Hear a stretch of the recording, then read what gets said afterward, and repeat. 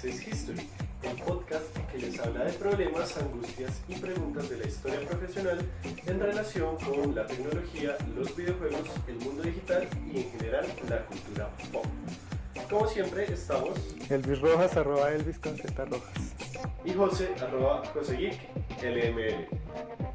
En el episodio 5 vamos a hacer un top 5 de videojuegos medievales.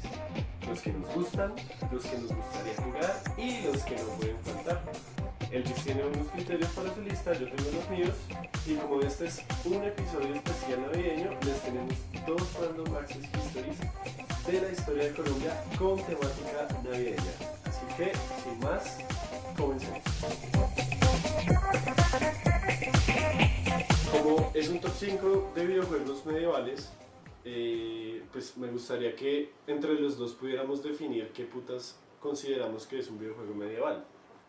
¿Tú qué opinas? O sea, tú ves un juego en una tienda, en Steam, en internet, te dices, claro, sí, desde mi mirada de historiador, eso es un videojuego medieval.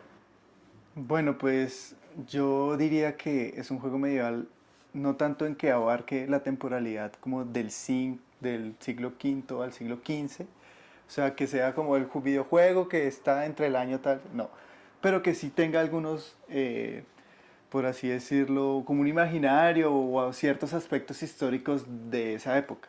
Entonces yo diría que un poquito pueden ser ambientados en la Edad Media sin que lo digan. Sí. Entonces podríamos decir que en las construcciones, en el tipo de vestimenta y en lo que creían, en las creencias religiosas, mitológicas. Sí. Entonces yo diría que eso hace que sea un juego medieval sin que tenga que decir medieval en el videojuego. Sí, vale. Yo tendría también dos criterios para decir que es medieval y que no. El primero es como el estricto de es un videojuego medieval en la medida que ocurre en el planeta Tierra entre lo que denominamos siglo V al siglo XV en Europa o unos pedazos de Asia. Pero para mí entran a ser videojuegos medievales videojuegos que utilicen elementos, temas, imágenes del imaginario colectivo, como del popular de medieval, como castillos, princesas, dragones, todo lo demás, y lo metan en un videojuego, porque eso apela al imaginario que uno tiene de la Edad Media, y pues sí, son elementos que se han ido construyendo, que ayudan a reforzar esa idea, pero de todas formas se siente medieval, porque es lo que uno conoce como algo medieval. Sí, eso también es lo que tú dijiste, es muy cierto, que apele a los conceptos que uno también tenga de la época medieval. Entonces que la gente usaba ropas color café, que los reyes se sentaban en tronos y usaban unas capas o unos abrigos enormes, y la opulencia y la pobreza, y que la gente vivía con los animales, dormía con todo este imaginario. Sí, dormía literalmente, o sea, tenía la cama y los animales y los cerdos estaban ahí. Eso era una granja. Los burros. Ajá. Bueno, hombre, silencio el hijo de puta celular. Esos son como nuestra definición de videojuego medieval, como pues se puede ver, es bastante amplia, cabe mucho, pero tenemos un top 5. Y tú hiciste ese top 5 bajo unos criterios y yo hice el mío bajo otros criterios. Cuéntame cuáles son los criterios que tú traes para mí hoy. Bueno, para hacer este top yo hice 3 criterios, un poquito basado pues en lo que yo siento de los videojuegos y lo que yo espero de un videojuego. En tu corazón. En mi corazón. Y entonces tengo un criterio que es la virtualidad, o sea, la capacidad que posee el videojuego para recrear la experiencia histórica de la época. Básicamente es cómo hace el videojuego para hacernos sentir de que es la Edad Media y no es simplemente la visión del mundo presente de esa época. Ok, sí. ¿Cómo hace para transportarnos al pasado? Ajá. ¿Qué tan máquina del tiempo es? Ajá, eso es lo que yo... Sí. El segundo es la temática, o sea, la capacidad que tiene el juego para mezclar el mundo de fantasía con la realidad histórica. Lo que yo decía ahorita. Ajá. Entonces ¿Cómo es capaz de meter dragones sin que se sienta ficti? Sí, algo así, más o menos. Listo. Ajá. Y la tercera es el nivel educativo, que pues me parece interesante si deja ese nicho, esa pequeña duda ahí. y le permite a uno investigar o le dé las herramientas dentro del mismo juego para consultar información Esto se que copió ellos de lo que yo hayan escribí. utilizado. No, pues no. Bueno, porque bueno, el primero que yo tengo es qué tan contrafactual es decir, qué tanto explota la posibilidad del qué hubiera pasado si. Por ejemplo, ¿qué hubiera pasado si en la Edad Media, de hecho, hubiera habido dragones? Es básicamente como qué libertades se da el juego para, de hecho, jugar con el pasado. El segundo, pues, es también qué tan educativo es. Básicamente lo mismo, como te deja algún tipo de curiosidad por la historia, puedes aprender, te manda también un montón de lore, de textos que te explica esta ciudad que era, este personaje que era, etcétera. Si le O deja si no enseña fuentes nada, también. sí, también. O si no enseña nada, ni siquiera por medio de como similitudes o alegorías medievales, por ejemplo, Game of Thrones se siente muy medieval y es porque usa cosas de la Edad Media, como el hecho de los castillos, el hecho de los diferentes reinos que tienen que ser aglutinados, el hecho de un continente lejano del cual se ve que son salvajes. Ese ejemplo, como puede que no sea medieval, pero puede que sí use alegorías o cosas medievales que a uno lo hagan evocar Y la Edad Media. le da un carácter medieval también a la historia. Exacto. Independientemente si es real o no, pues es ambientado. Y el último criterio que tengo es básicamente qué tan comercial es el juego, pero es básicamente qué le aporta el juego de nuevo al debate público. Es decir, si yo ya sé algo de la Edad Media por películas, series y videojuegos, este videojuego, ¿qué me aporta de nuevo? ¿Qué me cuenta de nuevo? O si es lo mismo, si son los mismos clichés, es la misma historia, sí. Sí, sí, Como refuerzan un qué tan... estereotipo. Exacto. Cómo juega con esa novedad, como qué me da de que otros productos de entretenimiento no me den. Es básicamente esos tres. Yo solito en mi casa me puse a calificar mis videojuegos medievales con puntajes sobre 5. Les hice promedio y entraron a la lista los que tenían el promedio más alto. No tengo los No. números porque ya lo borré, pero quiero dejar claro que hice una tarea juiciosa en eso. Numérica.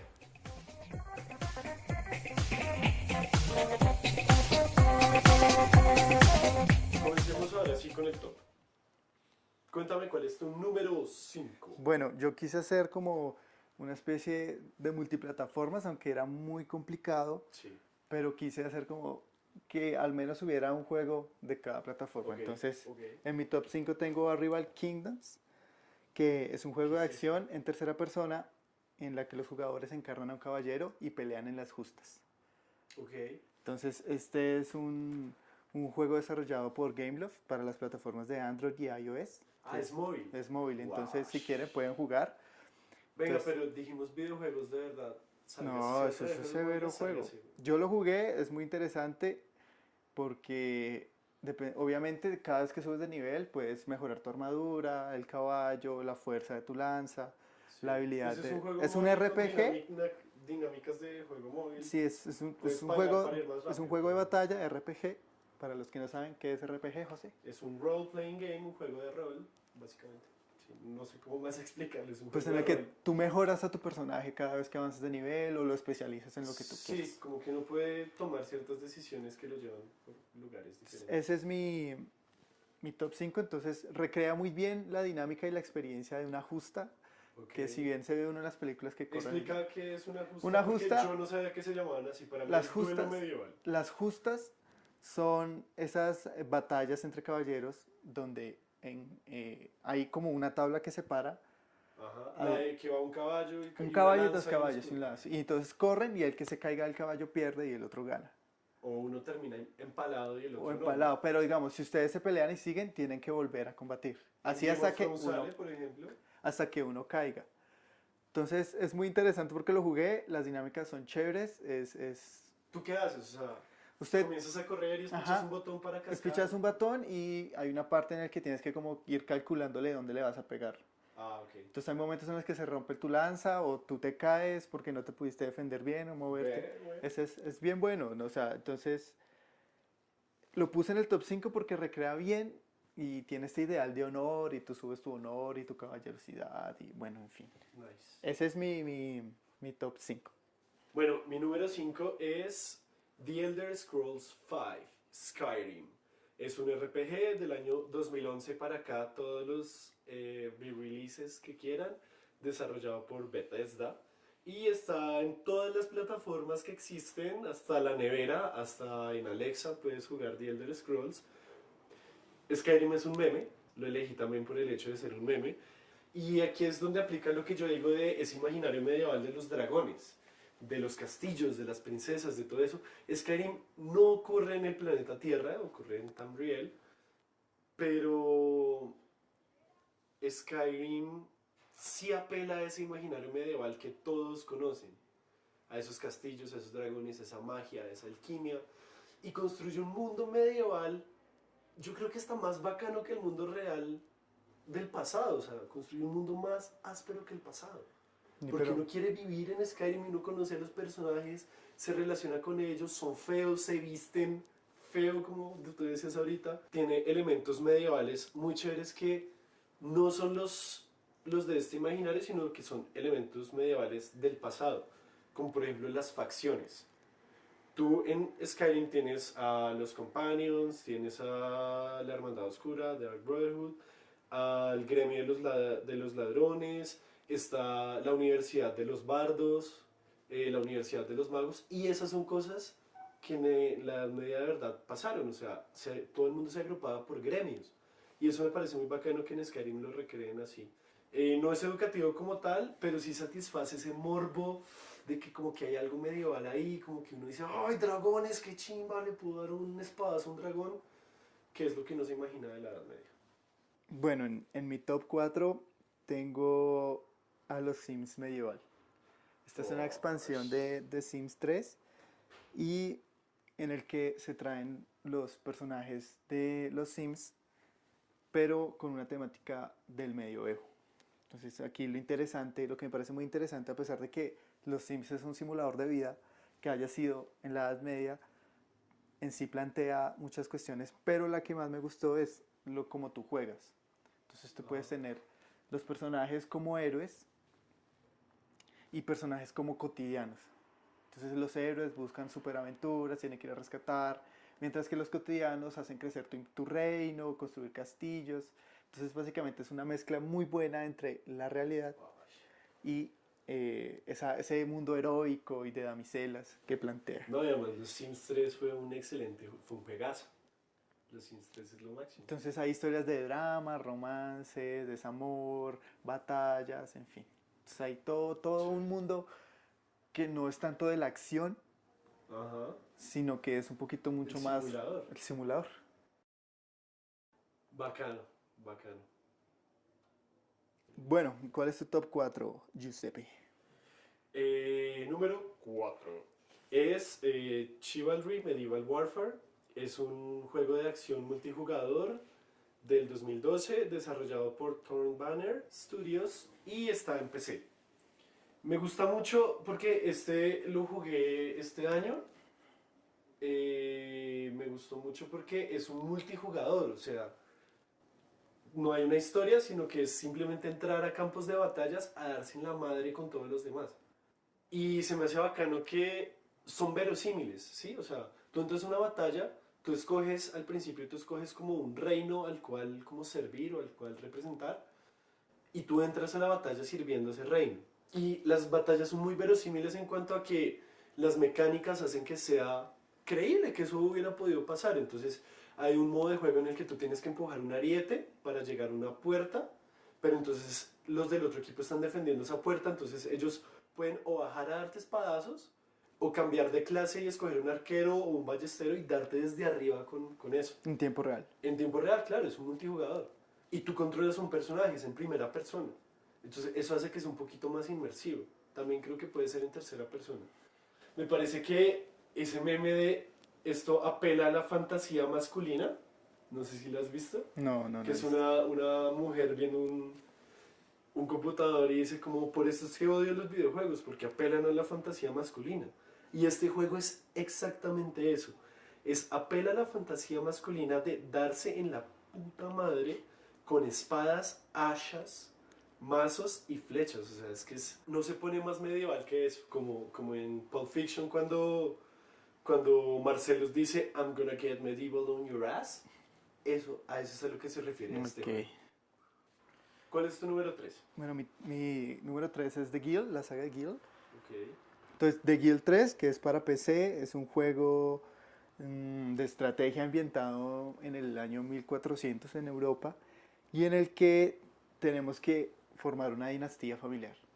Entonces aquí lo interesante de este juego, que es obviamente un juego de estrategia, que hay que hacer que esa dinastía perdure durante siglos, obligándonos a los cambios que se están produciendo tanto económica, política, socialmente durante ese tiempo. Entonces es un juego en tiempo real y entonces uno tiene que hacer prosperar a su familia básicamente. Entonces es montar tu imperio y entonces tienes que tomar decisiones políticas, religiosas, sociales, económicas, decidir en qué se va a especializar tu familia, si tienes que ir a sobornar, construir, no sé qué. Entonces es un mundo muy chévere.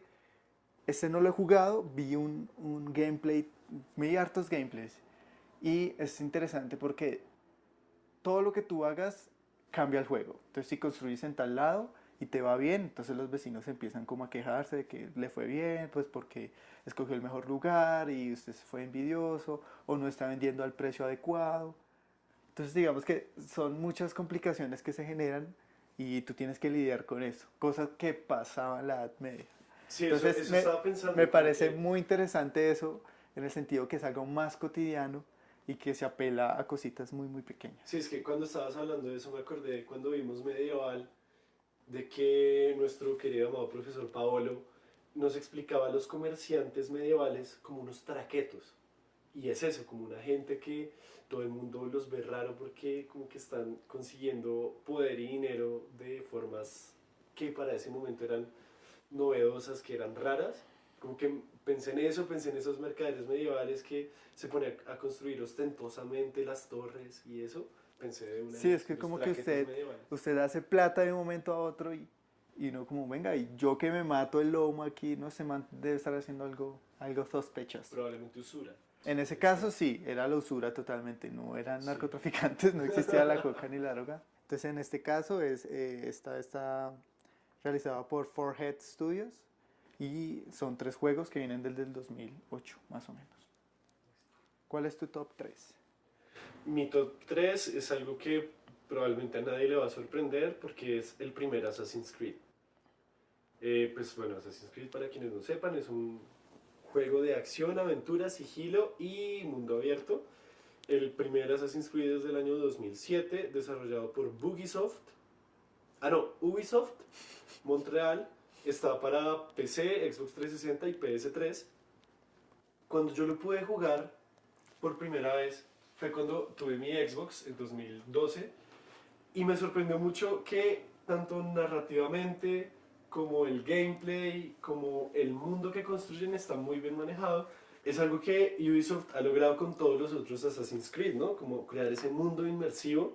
Aunque el primero es, o sea, si usted ha jugado el último y se vuelve el primero, pues no se siente nada, pero la primera vez que usted lo juega es como, wow, qué chimba este mundo. Tiene un buen balance entre personajes ficticios y de la vida real. Tiene eso que habíamos dicho antes, de que cuando tú matas a alguien en el juego, en el lugar y cuando lo mataste, es en la vida real cuándo y dónde se murió. Es muy bacano eso. Aunque probablemente no fue así como murió, un asesino clavándole una hoja, pero pues bueno.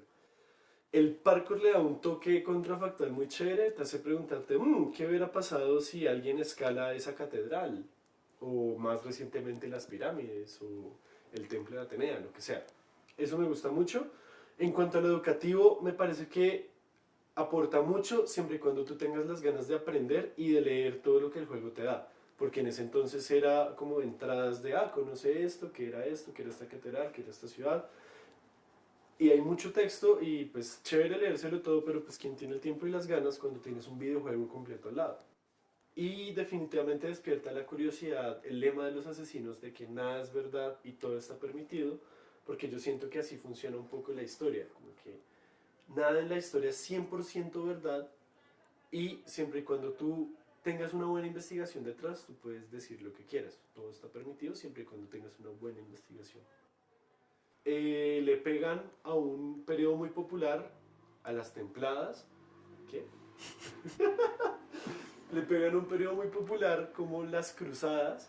Cuando tú piensas Edad Media, si no estás pensando en castillos, dragones y princesas, estás pensando en las cruzadas, ¿o no? Entonces, sí, ese es mi top 3, Assassin's Creed 1. El número 2, ¿quién quedó de Virreina?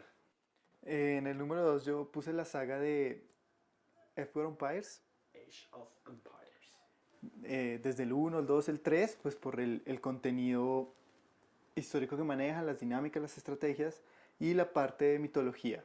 Entonces me parece que estos dos juegos logran evocar una visión más económica de la historia medieval y de la tecnología.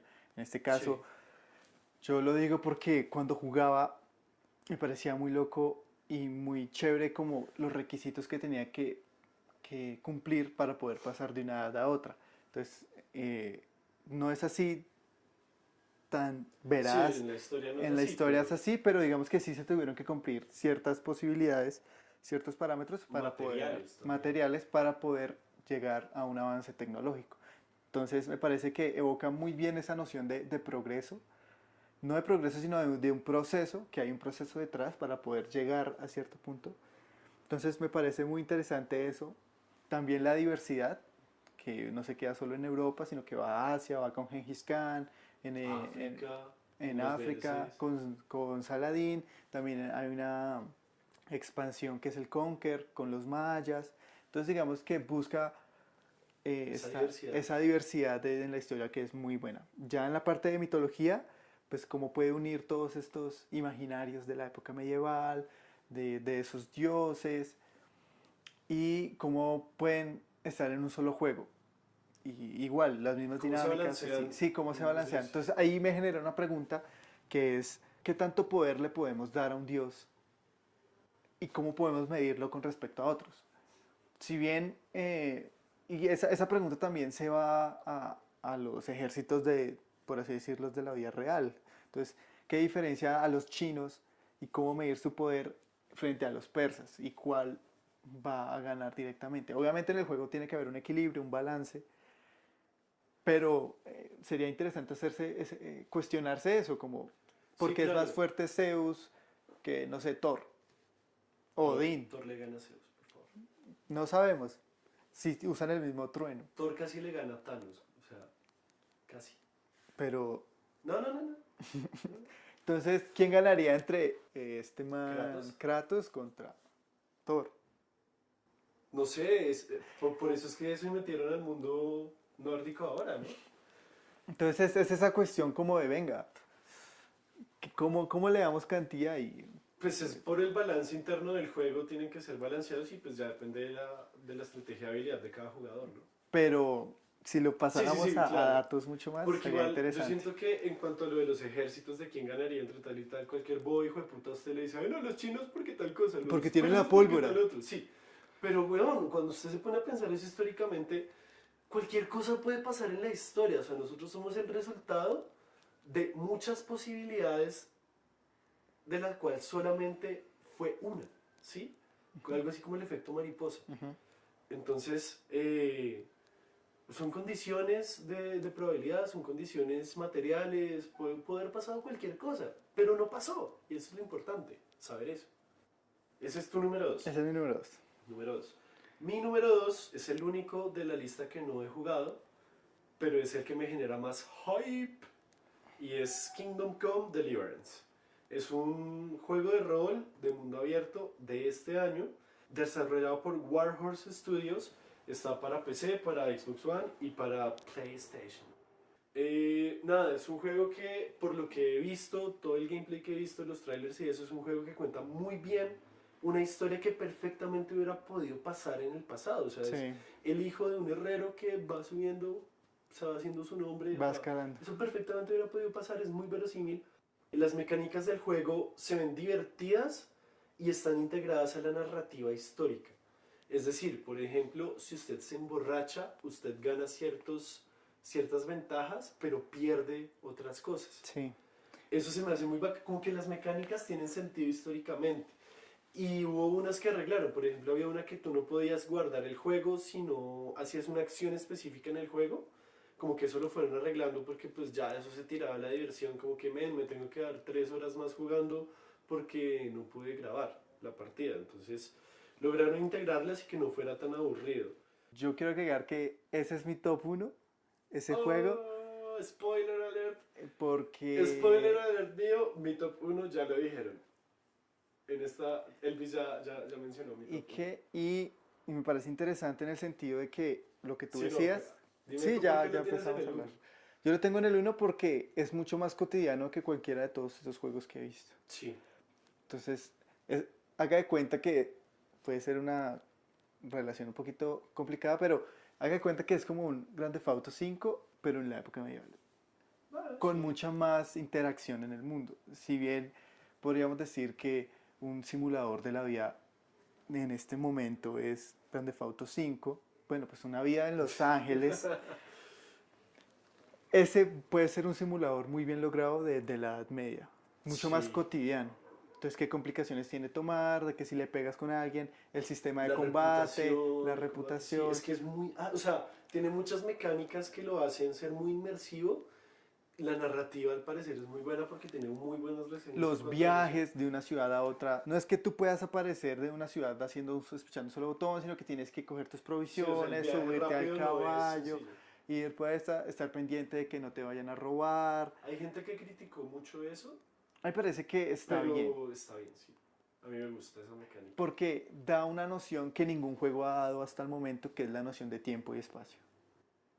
Entonces, Para el viaje rápido, para sí. el viaje, claro, porque entonces tú te ibas y Tal vez te hay otros ibas juegos allá. que lo han hecho, pero no. Pero no a ese punto de que Sí. tienes provisiones, de que de una ciudad a otra son, no sé, supón que en la vida real 4 días, 6 días, una Ajá. semana, y que todo ese trayecto en la Edad Media no era garantía de que volvieras vivo. Sí. O sea, Marica, es que usted se puede morir en sí, cualquier o momento. sea, por eso en la Edad Media no hay una visión del futuro tan Sí. marcada como ahorita. O sea, usted piensa ahorita, no, yo en 20 años quiero tener tal, tal. Allá no, usted vivía el día a día, porque para ellos mañana iba a llegar el fin del mundo. O sea, Sí, iba a pues llegar el apocalipsis y, o sea, era hoy o hoy. a mí me gustó mucho que es un juego que se siente como un juego triple A, pero que es indie, ¿sí? Sí, Es muy bacano eso porque además introduce elementos no tanto en el debate histórico, sino en el debate de los role-playing game. Porque el juego de rol dentro de Kingdom Come es muy personalizable, como que uno recibe un personaje con cierta personalidad, pero tú te puedes proyectar a ti mismo en él, claro. o tú puedes decir como no, lo quiero jugar como que este man, que Henry, el protagonista, sea así y asá. Y que se le puede sacar un buen juego de mundo abierto sin necesidad de meterle muchos elementos de magia, de Sí, esto, que se puede sacar un buen juego que sea muy fiel, pero muy divertido también. Eso me sí, gustó mucho. total. Y pues hablo un poquito de esto en el sentido de que vi un video en el que decía como que este juego es machista y es racista. Pero Y pues, o sea, si usted hace un juego histórico y quiere ser fiel, pues sorpresa, sorpresa, la historia es racista y la historia es machista. sí, claro. El Entonces, pasado es racista y el pasado es machista. la cuestión que yo saco de ese debate, pues el man hace unos argumentos como muy flojitos. Pero es cuando uno quiere hacer un juego histórico, ¿qué tan moral quiere que sea el juego?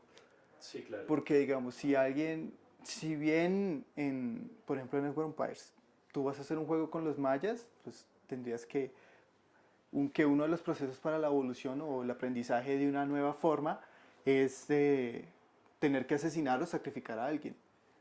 Entonces, ¿hasta qué punto estamos dispuestos a aceptar esas costumbres? O que, no sé, en una Segunda Guerra Mundial tú tengas que meter a judíos en el horno Sí, ¿no?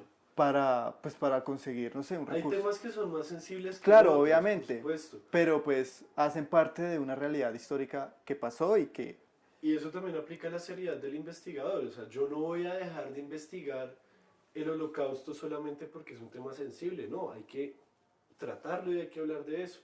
La depende ya es las libertades que tú des en el juego. Por ejemplo, en Red Dead Redemption uno puede matar gente del Ku Klux Klan y no te bajan el honor. O sea, está visto como una acción, no sé si buena, pero al menos no te dicen que está mal matar a esos hijueputas. Antes de llegar al top uno, bueno, Elvis ya dijo su top uno, el mío ya lo dijeron, pero pues quiero ver mis razones. Mención de honor, ¿tienes alguna mención de honor que no haya Sí, entrado? Yo rápidamente, The Witcher, solo he jugado el uno porque los quería jugar en orden. Grave error jugarlos en orden. El uno es una mierda, pero el 3, ¿no? es muy bueno en cuanto al mundo que crean, a la narrativa. Dragon Age Inquisition también. Medieval Total War, o sea, Ese, todos los Total War, los Total War, muy chimbas esos juegos. pero muy Y mi tediosos. última mención de honor, For Honor. For Honor también apela a la fantasía masculina de darse en la jeta como sea, de coger a un vikingo y que se den la jeta con un samurái. Muy fino. Y es un juego muy divertido, muy difícil de masterizar, pero muy divertido. Y pues básicamente sí, es un juego medieval porque tiene caballeros, vikingos, samuráis, eso. Yo tenía como menciones honoríficas a Total War, al Assassin's Creed 1, que no me parecía como... no sé, los argumentos que tú das son válidos y todo, pero pues a mí no me convencen de que Pues es que yo sea tan no, bueno. no me Sí, había sí, como sí, sí, esos sí, sí, sí, comentarios, claro, claro. fue, wash. Y ya. Bueno, mi top uno sorpresa, es Age of Empires 2. Solo el 2, no estoy hablando de la serie, sino solo el 2, que es básicamente el medieval.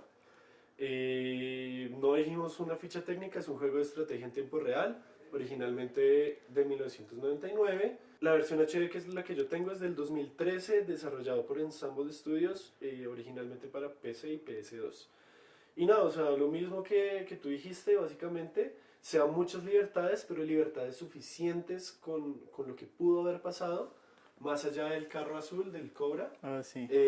Las campañas hacen uso de elementos muy conocidos como Juana de Arco, pero introducen otros que tal vez uno no conoce tanto, que no son tan populares, Sí, el como el mismo caballero. Saladino, por ejemplo. Saladino o Genghis Eh, Khan. sí, entonces es igual de educativo Assassin's Creed en cuanto a que si tú te pones a leer todo, aprendes un huevo de cosas. Pero pues no sé qué tanto la gente se haya puesto a leer eso. La vaina es que es muy chévere que la gente que lo juega bien es porque conoce las mecánicas y no porque conoce la historia. Ujú. Aquí tuvimos, en el departamento de historia, tuvimos un torneo y lo ganó el man que sabía jugar mejor y no el man que sabía más del pasado, que eran los historiadores, ganó un man de matemáticas. Barrió completamente y es porque conocía las mecánicas y no conocía tanto de la historia. Entonces, eso me parece muy chévere. Y ya, eso es todo. Ese fue el top 5 de juegos medievales de Random Access History. ただいまより重大なる放送があります。全国の聴取者の皆様、ご起立願います。天皇陛下におかせられましては、全国民に対し、賢くも御自ら大正をのたまらせたもうことになりました。 Ok, datos random navideños sobre la historia de Colombia. El mío se llama La Navidad Negra. Y dice así. Corría el año 1822, cuando supuestamente ya estábamos independizados, pero pues no. Resulta que no todas las poblaciones de nuestro país, porque éramos un país muy fragmentado de regiones, no todas estaban de acuerdo en la independencia. Y es que, o sea, imagínese usted que alguien de la nada llegue a usted a hablar de una tal república. ¿Qué putas es eso? ¿Qué me importa? Yo soy fiel al rey, me vale huevo eso. Los pastusos eran así. Y era más que nada porque allá había mucho indígena y a los indígenas realmente no les convenía la independencia porque los republicanos no querían seguir con los resguardos, les parecía que eso como que no iba. Entonces, va más o menos así, y es que los pastusos se les rebelaron al gobierno republicano. Antes Bolívar había pasado por ahí cuando iba para Perú y los sometió violentamente, pues como toda la independencia. Ellos vieron la campaña republicana como una invasión, como una intromisión de parte del centro, ¿sí? Como de Bogotá o de Venezuela. Y hacen una insurrección en octubre de 1822, se toman la ciudad los realistas y quedan con el control de la ciudad hasta diciembre. En diciembre Bolívar le encomienda al general Sucre que vaya y retome la ciudad. Y entran y arrasan y realmente allá se recuerda como un episodio muy sangriento. De hecho también es por eso que se celebra un poco el carnaval de negros y blancos, por la Navidad Negra de Pasto de 1822. Pues es básicamente eso. Ellos entran y arrasan, matan a un montón de gente, matan a un montón de indígenas. y ya, o sea, para poder pacificar, pues entre comillas, pacificar la ciudad, retomar el control republicano de esa ciudad. Es básicamente para que piensan que la independencia fue algo mucho más complejo de que fuera Colombia contra España. Colombia no existía. Entonces, nada, o sea, la independencia es algo mucho más complejo y la independencia no acabó con la batalla de Boyacá. Es todo. Bueno, mi dato random es, si usted ha escuchado la siguiente canción, yo quiero pegar un grito y no me dejan, yo quiero pegar un grito vagabundo, Sí, claro. sabrá que es una de las canciones más antiguas dentro del repertorio de la música decembrina. Esto en la memoria de algunas generaciones, al escuchar esta canción, recrean tiempos en los que las tías enseñaban a bailar a los sobrinos o se pasaba tiempo en familia. Sí, claro. Sin embargo, durante la época de la violencia en Colombia, aquella guerra bipartidista donde los liberales no podían ver a un conservador, haga de cuenta Millonario Santa Fe, Sí, con los mismos colores. con los mismos colores, era muy complicado hacer saber de qué partido eras, si militabas con alguien, no sé, en fin. Ujú. Entonces, se sabe que las hordas de los conservadores gritaban cuando iban incendiando o hacían masacres en algunos pueblos liberales, gritaban como tú reinarás, este es el grito.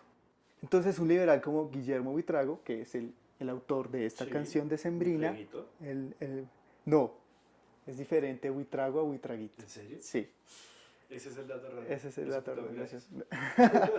Entonces una persona como Guillermo Buitrago, trovador del Magdalena y militante del Partido Liberal, o estaba acorde con las partidas del este liberal, decidió crear esta canción argumentando que él podía hacer un grito y no lo dejaba.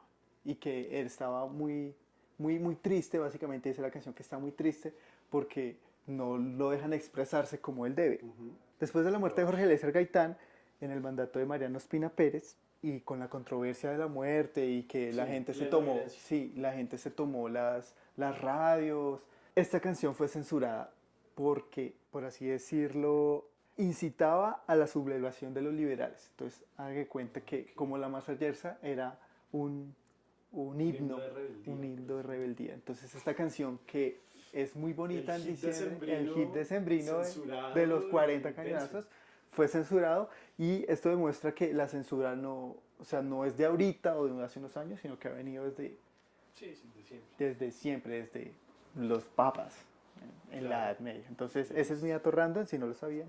Muy Ahí bien. está. Bueno, entonces nada, pues muchas gracias por escucharnos, por este especial navideño que preparamos para ustedes. No saben lo que hemos sufrido grabando esto. Y de parte de todo el equipo de Random Access History, les deseamos feliz Navidad, próspero año y felicidad. Si estuvieron de acuerdo con esta lista, pues coméntenos, háblenos por Twitter, por Facebook, por donde sea.